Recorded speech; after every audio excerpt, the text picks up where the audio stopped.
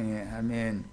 주 예수여, 지나간 한동안 동안도 이런 모양 저런 모양으로 속세에 사면서 여러 가지의 우여곡절들을 다 경험시켜서 살아계신 하나님이 오늘 우리와 어떻게 동행하시는지, 나의 임마누엘의 하나님이 되셨는지, 이런 것들을 삶의 체험을 통해서 주님과 동행하는 삶을 살게 하셨던 거 감사를 드리고, 지나간 한 주간 동안 또 있는 처소에서 증거된 말씀들을 다 들었던 모든 지체들에게 갑자기 은혜가 더 부어진 것에 대해서도 감사를 드립니다.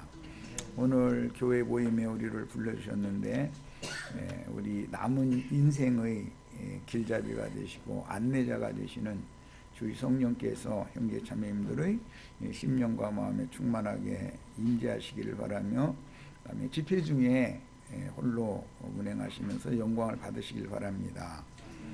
말씀이 증거될 때 우리 심령의 밝은 빛으로 주님이 친히 오셔서 많은 것들을 보고 듣고 깨달을 수 있도록 마음 눈을 밝혀주시고 마음의 귀도 열어주시고 살아계신 주님을 친히 나타내 보여주시길 주의 이름으로 기도합니다. 아멘. 아멘.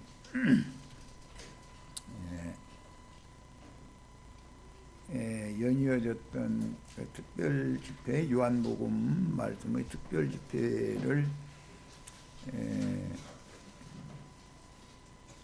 좀 간략하게 좀 마무리를 이제 해야 되겠다 싶어서 자료를 나중에 해드렸었고, 그 자료 중의 이게 몇 페이지나? 2페이지 하단부.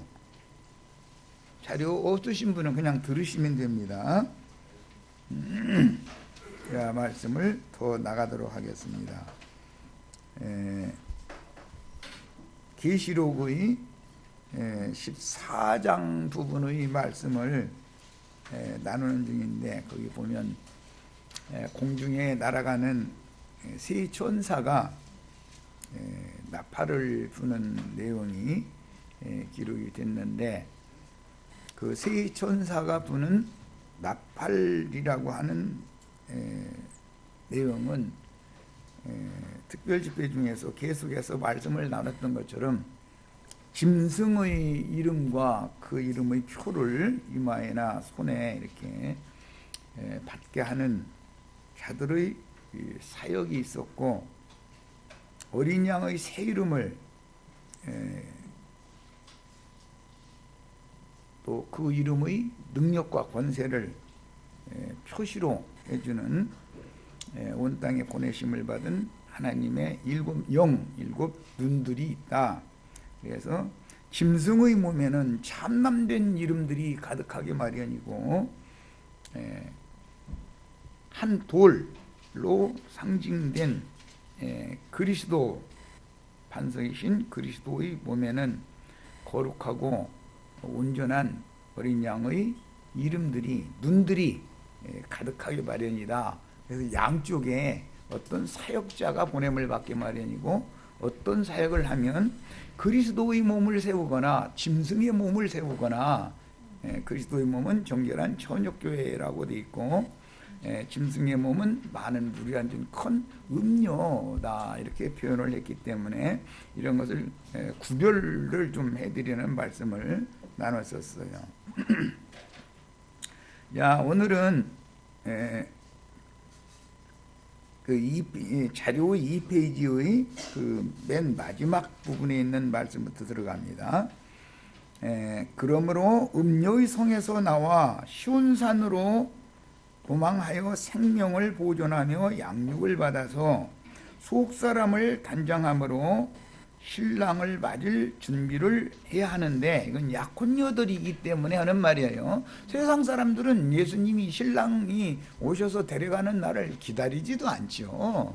그러니까 세상 사람들에게 해당하는 말이 아니라 이건 모두 믿는 이들에게만 해당하는 말이에요. 이미 믿은 사람들이요. 자, 어린 양께 하늘의 시온산에 계신 어린 양께 올라간 14만 4천 성도들이 나오고, 짐승의 이름이나 그 이름의 표시를 받은 자들의 총수를 말할 때는 666이라고 하는 숫자를 사용을 해서 암호화를 해놨었죠. 144천, 이제 14만 4천인데 이 암호화된 숫자와 이것은 사람의 청량, 천사의 청량 144라는 수가 있었죠. 거기를 1000배수한 거예요. 그것은 충만수를 1000로 이제 곱했다 그 말이에요.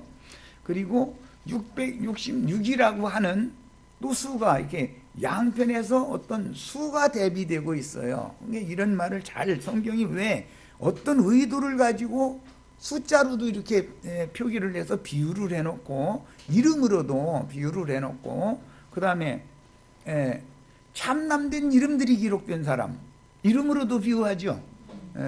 어린 양의 새 이름이 기록된 사람들 하나님의 이름과 하늘에 하나님께부터 내려오는 거룩한 성 세르살렘의 이름과 나의 새 이름을 그 위에 기록하여 주리라. 그러면 하나님이 어떻게 어떤 성도들 위에 그걸 기록할 거냐 말이에요. 예, 주님의 열린 말씀 작은 책의 말씀을 받아먹고 온 땅에 보내심을 받은 하나님의 일곱 영들에게 다시 예언을 하게 함으로 하나님의 이름 하늘의 하나님께로부터 내려온 거룩한 성 세루살렘의 이름 어린 양의 새 이름을 기록을 하게 한다는 거예요. 그 사람들은 정결한 처녀 교회를 세우게 마련인 것이죠. 그리스도의 몸을 세우는 거예요. 그리스도의 배필이 되는 거예요. 그러나 이제 마귀 짐승의 몸을 세워서 마귀의 짝으로 영원한 세계에 가게 하는 자들이 또 있다는 거예요. 그런데 마귀의 이름, 짐승의 이름을 새기는 자들이 성경 말씀을 하지 않고 무슨 불경이나 무슨 사서삼경이나 이런 걸로 말씀을 가르치는 게 아니죠. 그래서 시대가 지날수록 세상의 물질 문명이 점점 발달해서 세상이 빛 가운데로 자꾸 밝아지는 것처럼 그와 동시에 반대편에는 하나님의 세계에 대해서는 점점 더 어두워지죠. 세상이 밝아지면 영의 세계는 점점 더 어두워지는 거예요. 이런 것처럼 교계에도 진리의 말씀을 증거해서 완전한 빛 가운데로 인도를 해주는 온전케 된 의인의 영들이 되게 해주는 사역이 있음과 동시에 90% 이상을 하나님의 말씀을 너무 잘 풀어나가는 거예요. 점진적으로 시대가 지날수록 말씀을 더 많이 점진적으로 더 깊이 풀어나가는 거예요. 그런데 그 중에 드문 함정이 있다 이거예요. 거기에 걸려 넘어지게 만드는 거다. 이 마귀는 그게 허술하지가 않다. 너무 지혜롭고 너무 교활하고 간교한 거예요. 그래서 많은 말씀들을 사람들은 말씀을 찾아서 비틀거리면서 이곳저곳에 다니게 마련이잖아요. 믿는 사람들이. 그런데 흔히 말하는 초보의 도를 가르치는 사람들은 초보의 도만을 계속 가르쳐요. 이 사람들은 애굽의 고센 땅에 있는 이스라엘의 장로들로 상징이 되어져서 이 사람들은 잉태한 자들이죠. 아직 해산을 안 시켰잖아요. 출애굽을 안 시켰잖아요. 예, 세상 교회의 사람들이다 이거예요. 애굽이라는 세상을 상징하기 때문에 세상 교회에 있는 세상 교계의 목사님들은 아직 아이 밴 자들이지 출산을 한 자들이 아니단 말이야. 그러나 바울 사도처럼 해산하는 수고를 내가 다시 한다 그러는데 바울 사도는 분명히 거듭나게 하네요. 거듭나게 해야 된단 말이에요. 일단은 나야 되는 거 아니에요. 그런데 낳지를 않고 자기 뱃속에다 이렇게 품어만 놓고 있는 거예요. 그런 사람들은 그런 신앙생활을 오래 하는 사람들, 초보의 도만을 늘 가르침 반복해서 가르침 받던 사람들은 모태에서 탯줄을 통해서 공급받는 그 생명 공급만이 그 세상 교회 신자들의 생명줄이기 때문에 그 사람들은 해산하는 것을 두려워한다 이거예요. 나오는 것을 애굽에서 나오는 것 자체를 세상 교회에서 나오면 죽는 줄 안단 말이에요. 사실은 모태의 태를 통해서 공급받던 모태는 어둡고 깜깜한 곳이잖아요. 거기는 누림이 되고 편안하고 안전하기는 하지요. 그러니까 거기서 안 나오려고 그러는 거예요, 자꾸. 그래서 강제로 끄집어내면 또 안 된단 말이에요. 죽죠. 날 다리 차지 않았는데 나오면 죽잖아요. 예. 그런데 뭐 이제 만삭되지 못해서 뭐 난자와 같은 나라고 하면 바울 사도가 이제 대표인데, 그런데 완전히 익지 않은 상태인데 바울 사도는 주님의 일을 위해서 나게 만들었단 말이에요. 그리고 나서는 뭐 오늘날은 기술이 좋아서 인큐베이터 속에다도 그렇게 이제 정상적으로 이게 잘 길러내는데, 주님께서는 주의 성령은 바울이라는 사람을 그렇게 만들어 놓은 거예요. 사울이었었는데, 지난번에 말씀드린 것처럼 사울일 때는 그 믿음이 지나치게 좋았죠. 항상 보면은 네피림 후손들, 아낙 자손들, 이 큰 자들이라는 자들은 믿음이 지나치게 좋아. 그게 문제야.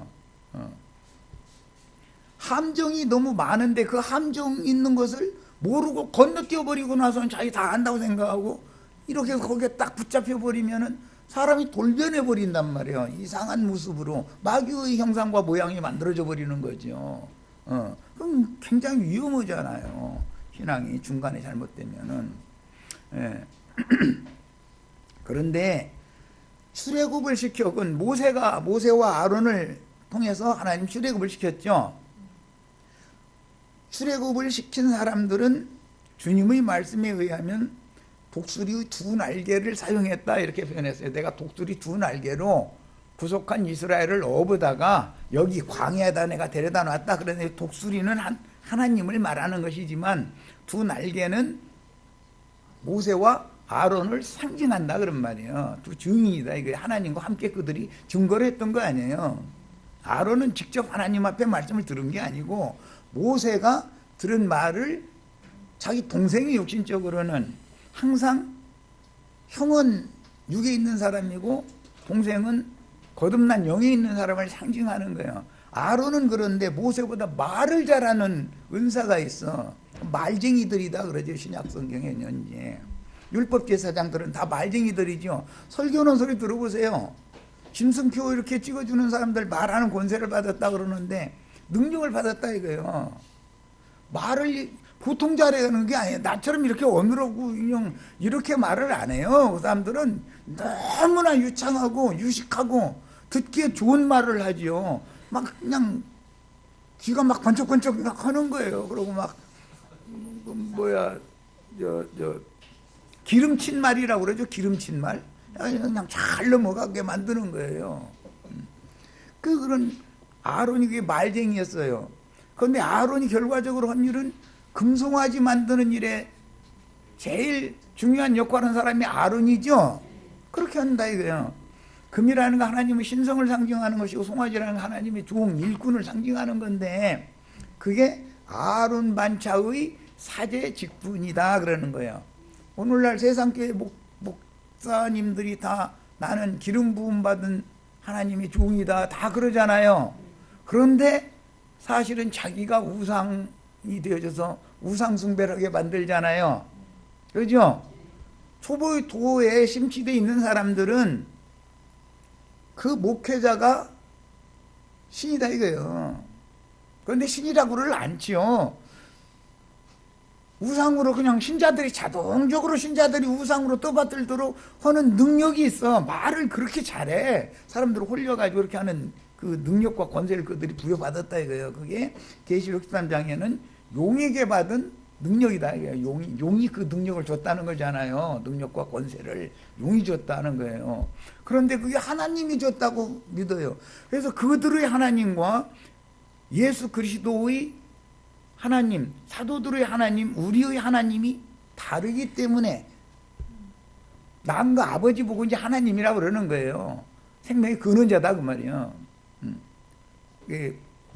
그런데 난 자가 너희는 너희의 비 마귀로부터 났다. 그들 여호와를 그렇게 열심히 섬겼는데 그들이 섬기던 여호와가 바로 마귀였다는 것을 그들은 모르고 있었다는 거잖아요. 유대인들은 여호와 이름으로 여호와를 섬겼지 마귀를 섬긴다고는 꿈에도 생각을 안 했잖아요. 그런데 내용에 들어가서 보면 예수님이 볼 때 그들의 섬기는 여호와가 바로 마귀들하는 거잖아요. 너희는 너희 마귀로부터 났다. 참 하나님이 아니었다는 거죠. 거짓 하나님, 이 세상 신에게 속고 있었다고요. 그 세상 신을 섬겼던 건데, 세상 신에게 영광을 돌리는 건 우상 숭배하는 거잖아요. 다른 신을 섬겼던 거예요. 광야 40년 동안 모세의 인도를 따라서 하나님을 섬겼는데, 실제로는 하나님을 섬긴 것이 아니라 레판신 섬기고 몰록신 섬기고 다 광야 40년 동안 우상 숭배만 했다는 거잖아요. 그걸 그들이 몰랐다 이거예요. 몰랐어. 그런데 예수님이 오셔서 지적을 딱 해주는 거예요. 너희가 지금까지 섬겨오는 신은 그건 마귀지. 내 하늘에 계신 내 아버지와 너희 아버지는 다르다. 아버지가 다르면 모든 게 다른 거잖아요. 근원이 다른데 모든 게 다르죠. 그런데 그들이 너무 잘 섬기잖아요. 하나님 말씀 몰라요? 얼마나 잘 알면 예수님한테 모세 이 글에는 이렇게 돼 있는데 당신은 이것을 어떻게 해석하느냐고 따지잖아요. 아는 것이 있어야 따지지. 모르는 사람이 어떻게 따져요, 예수님한테. 예수님이 모세에게 그렇게 말을 주신 건데, 그 말씀을 주신 분이 직접 오셨는데 예수님 안 보고 따지는 거예요. 모세의 그걸 자기네들이 아는 걸 가지고. 그러니까는 너희가 이런 구절을 그럼 너희는 어떻게 읽느냐 하고 또 이제 역질문 하시죠. 그러니까 이렇게 읽는다 그러면 너희가 하나님의 말씀도 하나님의 능력도 모름으로 크게 오해해서 그런 거다. 그게 오해해서 성경을 알게 하는 부분이 함정이다. 이게 함정이다. 이런 것이 얼마나 많은 성도들로 하여금 실족시키게 하는 원인이 되는지를 잘 밝혀내는 것이 마지막 시대의 증거일 수밖에 없다. 왜? 추수 때에는 곡식과 가라지를 갈라내야 되잖아요. 한밭에서 곡식과 가라지가 함께 자라게 두라고 그랬잖아요. 언제까지? 추수 때까지. 그러니까 추수 때까지 한밭에서 곡식과 가라지가 함께 자랐으면 곡식은 곡식대로 묶어야 되고 가라지는 가라지대로 분별해서 따로 묶어야 되기 때문에 말씀을 분별하는 종이 보냄을 받아야 되는 건 너무 당연한 거다 그런 말이에요. 보아스가 자기 밭에서 일하는 일꾼들이 있었죠. 보아스의 밭에서 베는 자들이 있었어요. 그런데 룻 보고 다른 밭으로는 이삭 주스러 가지 말아라 그랬어요. 그럼 다른 밭에서 똑같은 주스기가 왔으니까 다른 밭에서 주스를 할 거 아니에요. 다른 밭 주인이 있고 다른 밭에 일꾼들이 있을 거 아니에요. 그런데 다른 밭으로는 가지 말라 그러는 거예요. 그러면 예수님이 이 세상에 오셔서 내 교회를 너희는 함께 여기서 이삭 줍는다는 말씀을 듣는 걸 상징하는 거예요. 여기서 신앙생활을 해야지. 똑같아 보이지만 다른 밭은 밭 주인도 다르고 일꾼들도 다르고 다른 밭에서 이삭을 주시면 안 된다 너는 그랬단 말이에요. 그러니까 이런 것을 잘 이해를 하셔야 돼요. 그래서 지난 시간까지 하나님의 말씀과 저희 가진 증거를 인하여 목배임을 받은 자들, 그들은 목배임을 받으려면 목을 베주는 자들이 있었을 거 아니야. 그럼 그 목 베주는 자들이 하나님의 말씀과 그들 나름의 증거가 있으니까 대적하고 목 베일 거 아니냐 이 말이요. 예수님을 그렇게 죽일 때 유대인들이 자신들의 율법 교리, 자신들의 계명이 있었기 때문에 예수님의 계명과 옛 언약 안에 있던 옛 계명을 가진 사람들이 새 언약을 가지고 오셨고 새 계명을 지금 말씀하시는 예수를 대적해서 죽이게 돼 있다 그 말이에요. 왜? 인간의 관념이라고 하는 거 한번 무언가가 세뇌당하면 그게 벗어지기가 쉽지 않은 거다 그런 말이에요. 그래서 표백하는 제물로 보냄을 받는 자가 필요한 것이고 예수님이 표백하는 제물 가져와서 표백을 계속 하는 거예요 지금. 그랬던 거예요. 그런데 그 종들도 똑같은 능력과 권세를 부여받아서 보내게 마련이다 이거예요. 사람의 영혼 속에 다른 교훈들이 바른 진리 말씀이 90% 이상 갖고 있는 거예요. 누룩은 조금씩 섞는 거예요. 조금씩. 그런데 감쪽같이 쏟게 만드는 능력이 있다 말이에요. 이게 용이 주는 능력이다 이게요. 권세다 그요. 이런 걸 잘 구분을 하실 수 있기를 바래요. 자, 이제 자료 말씀으로 다시 돌아갑니다. 음녀의 성에서 나와서 성령과 신부가 오라고 하는 그곳으로 도망가야죠. 저희 주께서는 여자의 남은 자손들을 위하여 준비하신 곳이 있죠. 광야에 준비한 곳이 있다고 했잖아요. 우리가 지금 광야 같은 세상을 지금 똑같이 살고 있어요. 그런데 주님이 준비하신 곳이 있고 마귀가 또 준비한 곳이 다 있으니까 이렇게 여러 처소들에 가서 지금 예배한다고 지금 다 이러고 모임생활 하는 거 아니겠어요. 주님이 준비한 처소는 마귀가 준비한 처소는 다르다 이거예요. 다섯 처녀, 기름이 준비되지 않은 다섯 처녀 보고 기름 파는 자들에게 가서 살아 그랬는데 어디를 가서 살 거예요? 어디를 가서? 사탄의 사자들이 큰 예배당 세워놓고 큰 무리 모아놓고 다 가르치고 있는데 거기 가면은 순결한 기름, 금기름을 파냐 이거예요. 섞인 것이 없는 기름을 팔지 않고 뭔가가 자꾸 섞인 것을 자꾸 팔기 때문에 문제다 그런 말이야. 자, 그런데 우리는 여러 구절을 읽었지만 오바댜서에서 그날에는 시온산에 있는 자들이 에서 자손들을 불살라버린다 그랬어요. 시온산에 오른 자들이. 그런데 시온산에 오른 자들은 누구냐면 야곱 족속은 불이 되고 요셉 족속은 불꽃이 되어져 가지고 에서 족속들을 다 사른다 그랬어. 에서는 야곱의 형이잖아요. 로마서 9장 10장에 보면 에서는 아버지를 위해서 들사냥에다가 맛있는 거 해드리는 일을 얼마나 많이 했어요. 그런데 축복은 에서가 받은 게 아니라 야곱이 받잖아요.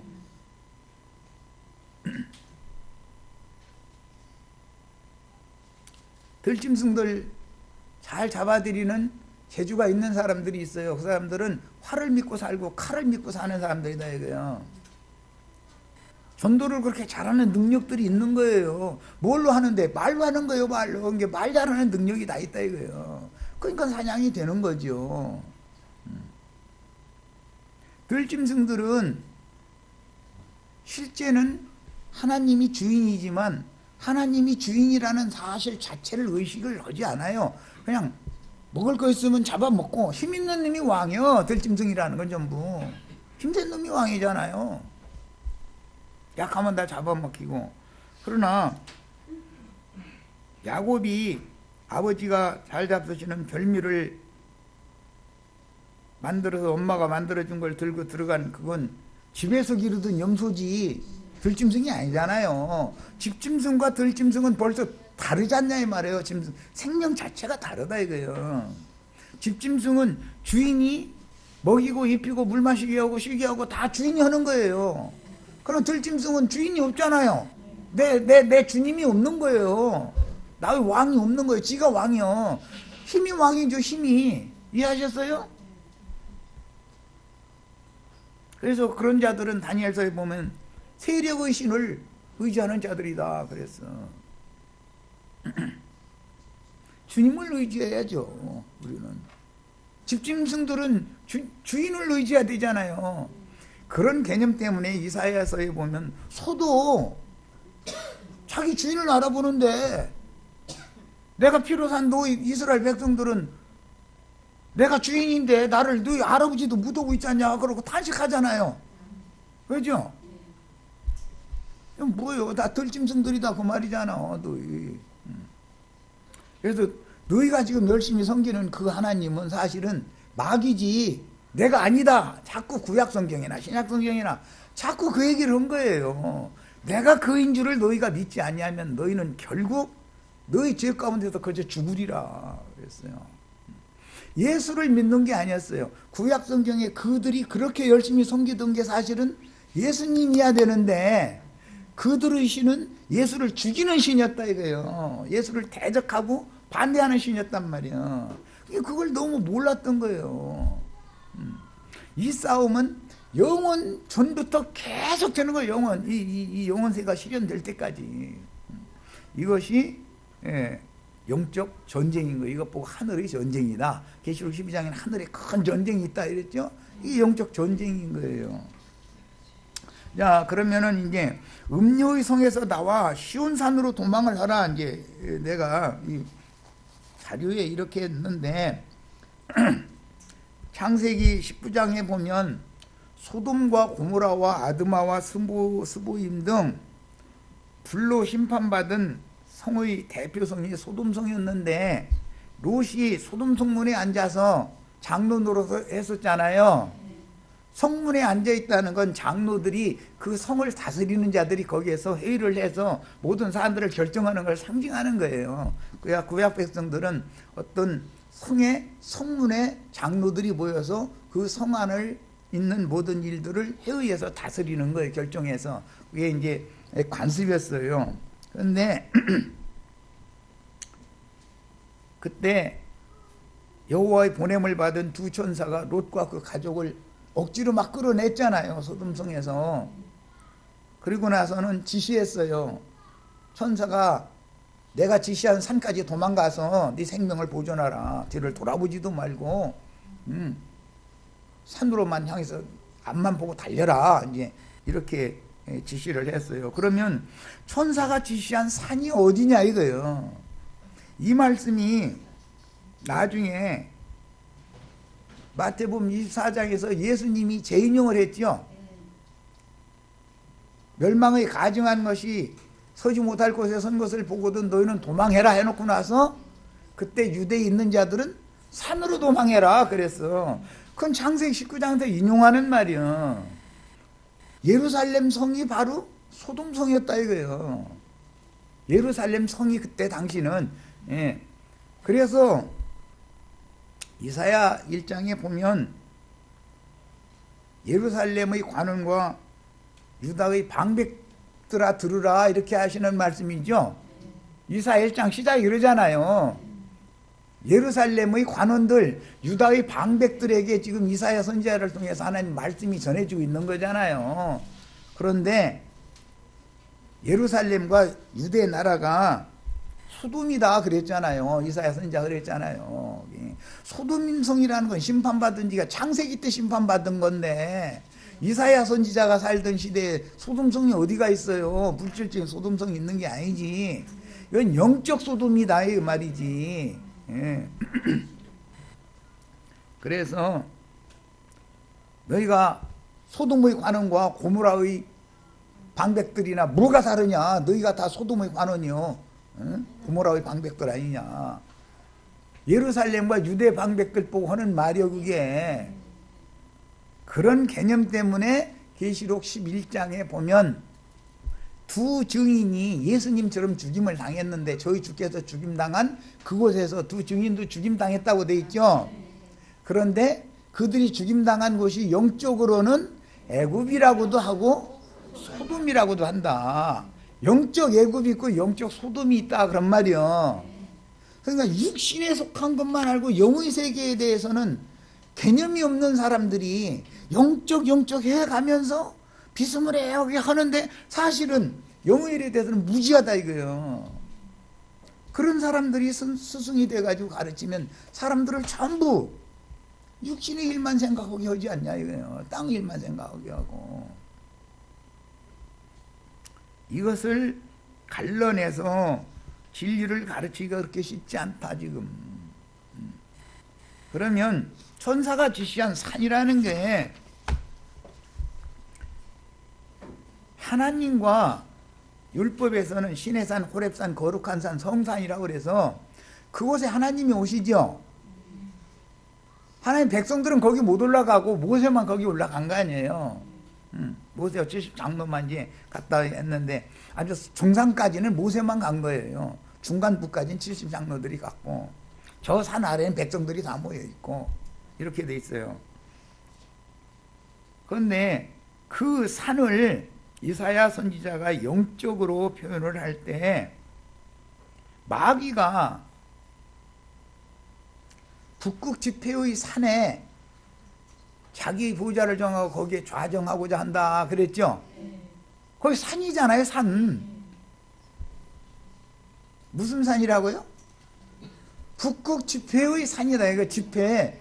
극이라는 말은 가장 높은 처소라라는 말이에요. 하나님의 보좌가 거기에 있어야 되는데 마귀가 하나님의 천사들과 하나님의 백성들이 함께 집회를 하는 그 자리에 마귀가 하나님의 자리를 지가 뺏고자 한다라는 말이잖아요. 거기에 내 보좌를 거기에 좌정하리라.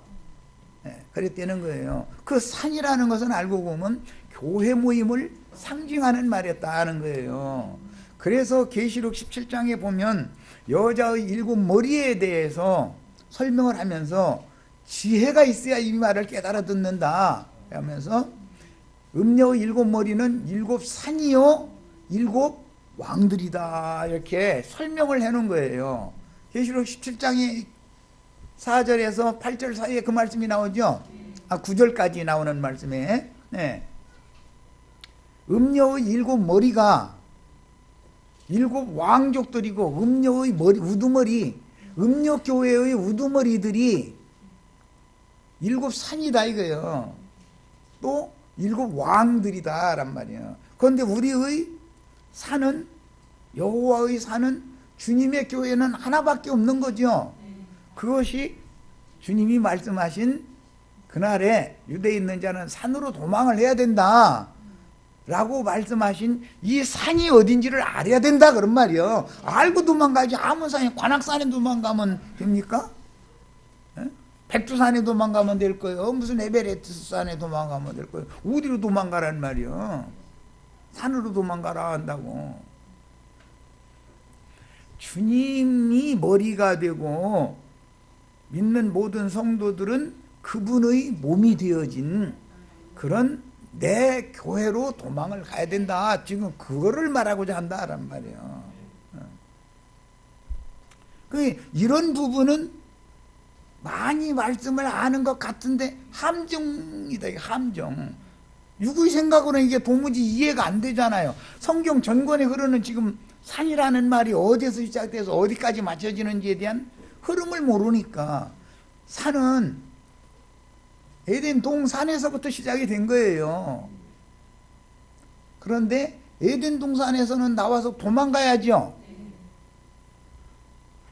소돔산에서는 도망가야 되잖아. 거기서 나와야 되잖아. 나와서 어디로 도망갈 거냐 이거예요.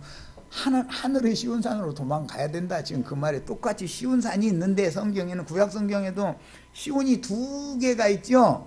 그런데 이런 것이 함정이요. 사람들이 몰라. 목사들이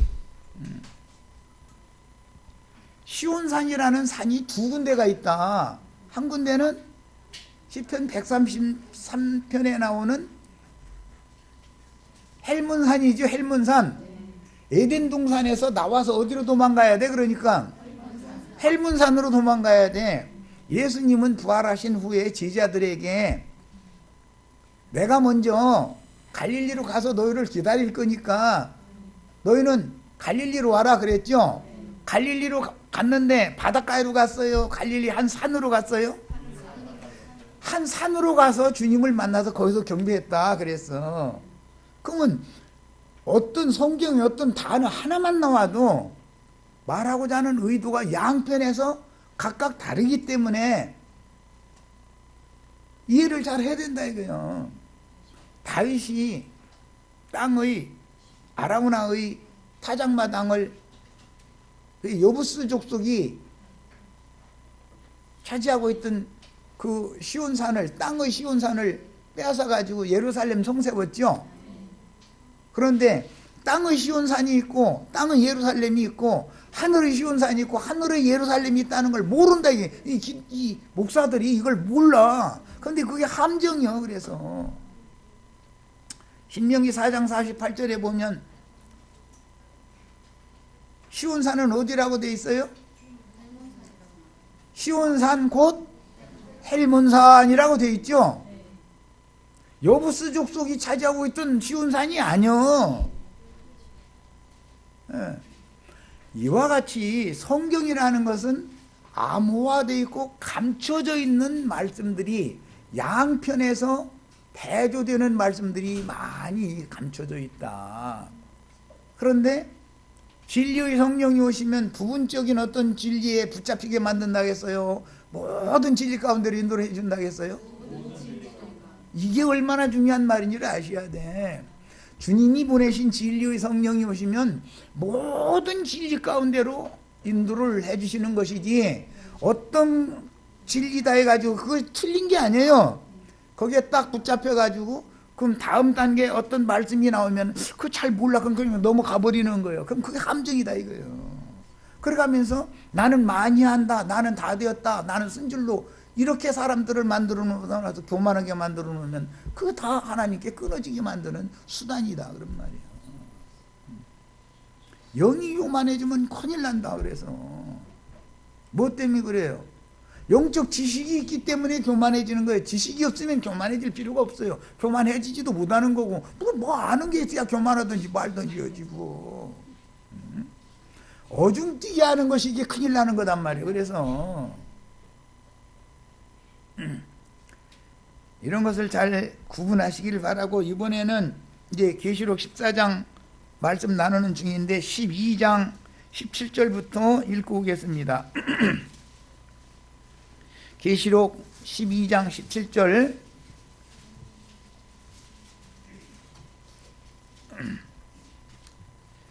용이 여자에게 분노하여 돌아가서 그 여자의 남은 자손 곧 하나님의 계명을 지키며 예수의 증거를 가진 자들과 더불어 싸우려고 바다 모래 위에 섰더라. 다음에 내가 보니 바다에서 한 짐승이 나오는데, 이렇게 되어 있죠. 용이 짐승으로 화해져 가지고 실제로 바닷가에 모래에 서는 거잖아요. 아브라함 자손은 하늘의 별과 같은 자손도 있지만 바다의 모래와 바닷가의 모래와 같은 자손도 있죠. 바다의 모래와 같은 자손이 다 짐승표를 받는 자들이잖아요. 오늘 우리는 하늘의 별과 같은 자손이 다 되셔야 되겠어요. 현재 결론은 이건데, 여기까지 가는 데는 많은 이 과정이 있어서 지금 많은 말씀을 나누는 거예요. 그런데 용이 누구와 대적을 하고 전쟁을 하느냐, 싸우느냐 하면은 하나님의 계명을 지키며 예수의 증거를 가진 자들과 싸우잖아요.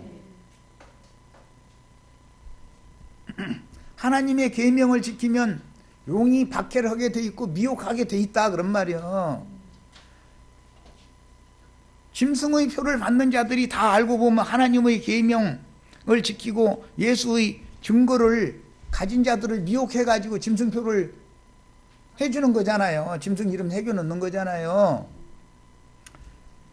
자, 이제 동일한 말씀이 14장에도 나오니까 14장 12절. 지금 우리는 계시록 14장 하다가 지금 이렇게 온 거예요. 14장 12절을 봅니다.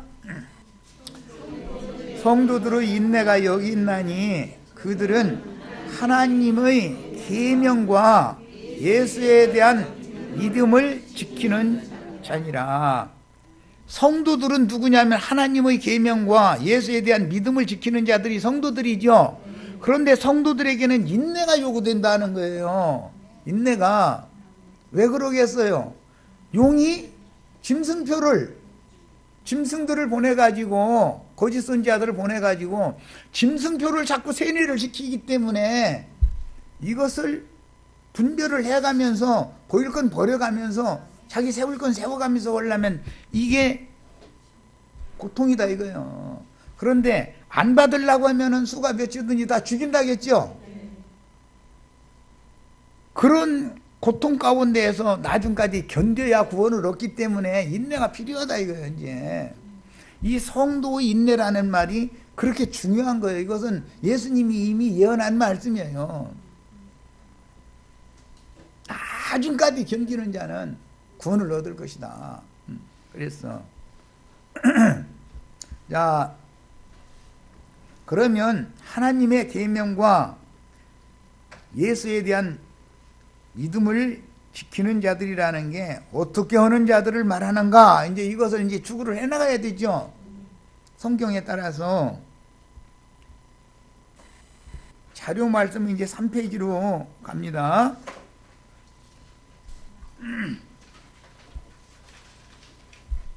여자의 남은 자손들을 위하여 주께서 예비하신 초소의 사역자들은, 이건 12장에, 계시록 12장에 나온 말이에요. 계시록 12장 읽고 오겠습니다.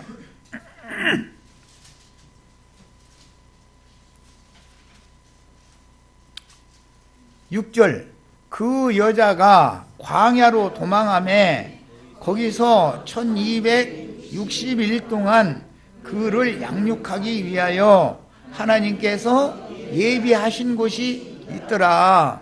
다 추수되어 갔을지라도 그루터기가 남아야 다음 세상에 또 연결을 했겠죠. 심판이 집행이 되면 다 죽는 게 아니고 다음 시대를 또 여셔야 되기 때문에 그루터기를 놔둔다 이거예요. 그 여자의 남은 자손들이다 그랬어.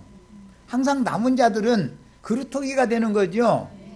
노아의 때에도 물로 홍수물로 다 심판받았지만 노아와 그 7 가족들 8 사람들과 정한 짐승 부정한 짐승 등등 남은 자들이잖아요. 그건 그래야 다음 새 세상을 또 연결할 거 아니야.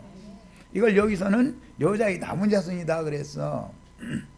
항상 하나님은 세상 사람들이 알 수 없는 남은 자를 항상 보존하시죠. 7천 엘리야 때도 7천이 남은 자로 보존이 됐었잖아요. 예, 우리 이 지체들은 뭐 꼭 남은 자가 되는 것을 추구하는 것은 아니지만 하나님이 경륜이기 때문에 나랑 안 가르칠 수가 없고, 나랑 같이 주 예수의 날에 신부성으로 데려감을 받아서 하나님의 황후로 새 세상을 상속받는 것이 제일 좋은 것이고, 그래도 우리는 또 여전히 전도를 해야죠. 우리는 갈지라도. 그래서 여기 이제 왕중일 형제 오늘 처음 왔는데, 옆에 친구 데리고 왔는데 처음 오늘 이런 모임에는 처음 와봤다고 그러니까 굉장히 생소할 거예요. 지금 이제 처음 와보면 얼마나 생소하겠어요. 뭔 말인지 지금 뭐 알아듣기도 어렵고, 예, 얼마나 그러겠어요. 그래도 말씀을 일단은 받아서 거듭나서 신앙의 입문이 되어져 있는 사람이 오는 세상에 살아남으면 그루터기가 될 수 있죠. 그 사람들은 오는 세상에 어린 양의 장막을 새로 세울 거기 때문에 그 장막에 들은 자들이지 마곡 백성은 아니다 이거예요. 세상 사람은 아니다 이거예요. 예, 현 세상도 인간 나라, 세상 나라와 교회가 있죠. 다음 세상에도 어린 양의 장막에 들어간 자들과 우편 양들과 왼편 염소들이다 그랬는데 1000년 동안 마곡 백성들이 있다는 거잖아요. 그러니까 마곡 백성들이 없으면 전도할 대상이 있어요 없어요? 누구한테 전도해서 구원을 시켜서 그 수를 채울 거예요. 항상 하나님은 이렇게 하시는 거다. 이 하나님의 경륜이단 말이야. 자, 13절로 14절을 읽어보겠습니다. 12장 지금 폈죠? 네. 용이 자기가 땅으로 내쫓긴 것을 보고 남자를 낳은 여자를 박해하는지라. 이 남자는, 해를 입은 여자가 낳은 남자는 용이 삼켰다는 거잖아요. 용이 삼킨 건 뭐예요? 순교당했다 그 말이죠. 예. 그 순교자들과 동역을 하면 하늘의 시온산에 올라간 14만 4천이 될 수 있는 거고, 용이 보낸 짐승들과 동역을 해서 짐승의 몸을 세우면 영원토록 그 영혼의 쉼이 없는 처소에 던져진다는 거잖아요. 그러니까 여기서 그걸 결정을 해야 된다 이 말이에요. 죽은 다음에 가면 뭐가 된다는 게 아니라 여기서 이걸 결정을 하는 거예요. 여기서 이 생에서 지금 오늘 결정이 돼야 된다 이 말이에요. 오늘 항상 성경은 이렇게 말씀하신 거예요. 야, 용이 자기가 땅으로 내쫓긴 것을 보고 남자를 낳은 여자, 이 남자라는 것은 이기는 자들이다 이거예요. 앞에 계시록 2장 20절 그 27절과 그 사이에 보면 철장 권세를 가진 자들이죠. 이 남자예요. 그 여자가 큰 독수리의 두 날개를 받아 그 여자는 해를 입은 여자예요. 12장 1절 보면 그렇게 돼 있죠. 예, 여자는 교회를 말하는 거예요. 빛으로 충만한 교회가 있다 이거예요. 해를 입었으니까 옷을. 그러니까 해를 입은 이 여자만이 빛의 자녀들이 모인 교회라는 것을 알 수 있잖아요.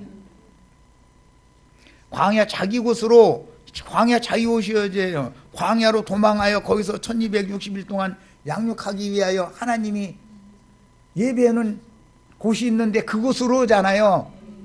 여자의 남은 자손들이 가야 되는, 도망가야 되는 곳이 있잖아요. 저희 주께서 예배하는 곳. 예.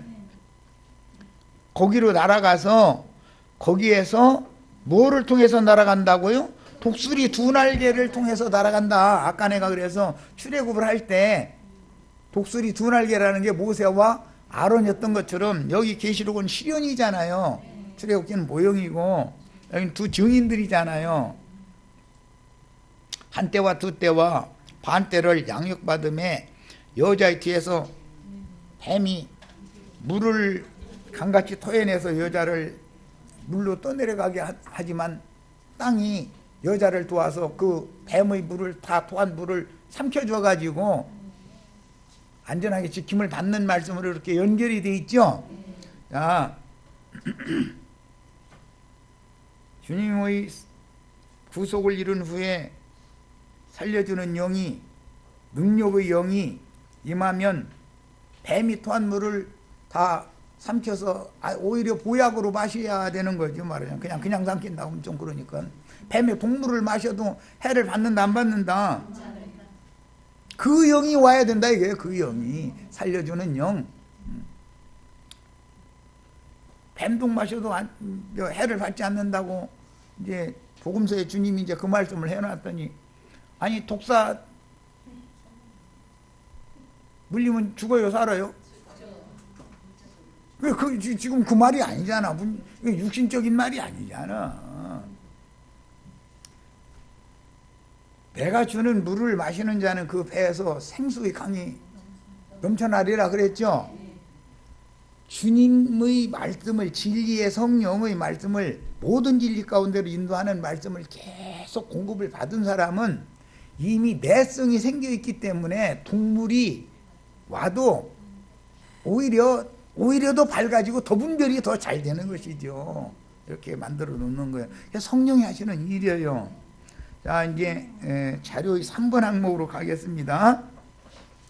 하나님의 계명과 유대교 장로들의 유전, 그들의 전통은 어떻게 다른가?